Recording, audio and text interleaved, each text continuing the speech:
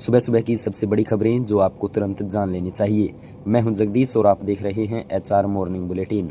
आज की तिथि शक संवत 1948, विक्रम संवत 2083, चैत्र मास के शुक्ल पक्ष की आज पंचमी तिथि है। चलिए शुरू करते हैं आज की सबसे इम्पोर्टेंट हेडलाइंस। सोना 6,600 रुपये सस्ता तो वहीं चांदी हुई 19,000 रुपये सस्ती। गोल्डमैन की चेतावनी, 84,000 रुपये रह जाएगी सोने की कीमत। मिडिल ईस्ट में तनाव और एक दिन की तेजी के बाद गुरुवार 2 अप्रैल को सोने चांदी में भारी गिरावट आई। MCX पर सोना 6,600 रुपये और चांदी में 19,000 रुपये से ज्यादा की गिरावट दर्ज की गई है। मिडिल ईस्ट में बढ़ते तनाव का असर एक बार फिर से सोने चांदी पर दिखा। गुरुवार 3 अप्रैल को सोने चांदी में भारी गिरावट दर्ज हुई, जो वैश्विक बाजार से लेकर घरेलू वायदा बाजार तक में देखी गई।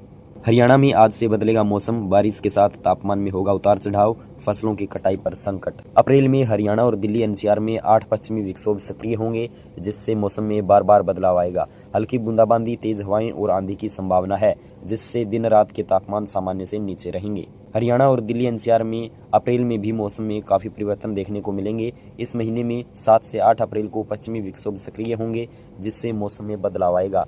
पहले पश्चिमी विक्षोभ का प्रभाव 2 अप्रैल से शुरू हो चुका है। इसका असर 3 अप्रैल की शाम को देखने को मिलेगा, जिससे प्रदेश में हल्की बूंदाबांदी की गतिविधियों को देखने को मिलेंगी। और आपको बता दें, 2 अप्रैल शाम को हरियाणा के सिरसा, फतेहाबाद, हिसार में जबरदस्त बारिश हुई है, जिसमें अंधड़ तेज हवाओं के साथ ओलावृष्टि और भारी बारिश देखने को मिली। प्रणाली कमजोर पड़ जाएगी। पश्चिमी विक्षोभ सक्रिय होने से इस महीने के अंतिम 10 दिनों में तेज गति की हवाएं, आंधी और हल्की बूंदाबांदी यानी प्री मानसून की गतिविधियों की संभावना बन रही है।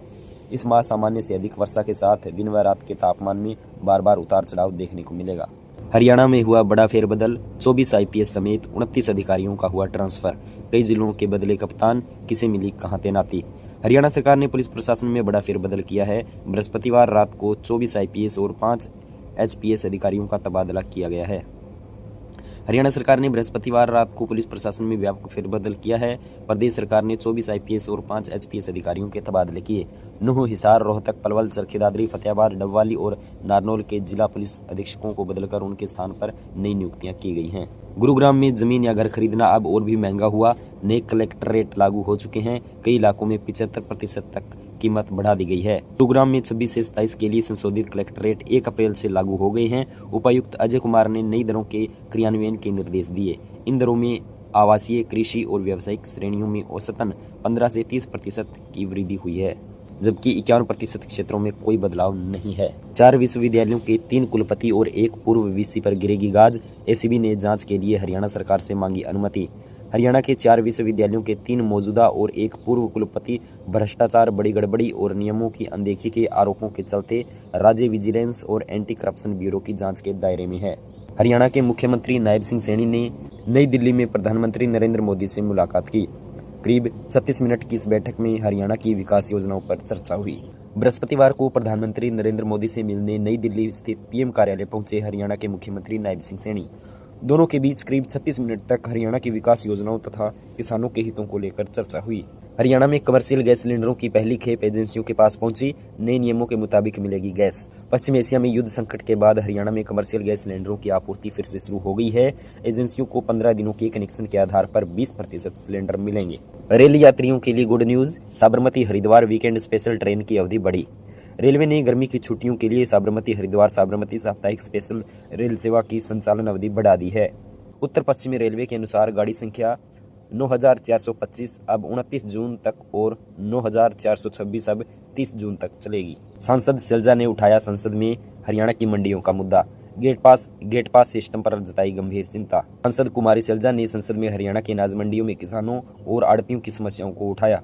उन्होंने नए गेट पास सिस्टम, पोर्टल क्रैश, सरसों खरीद, लैब की खराबी और बायोमेट्रिक अनिवार्यता पर चिंता जताई।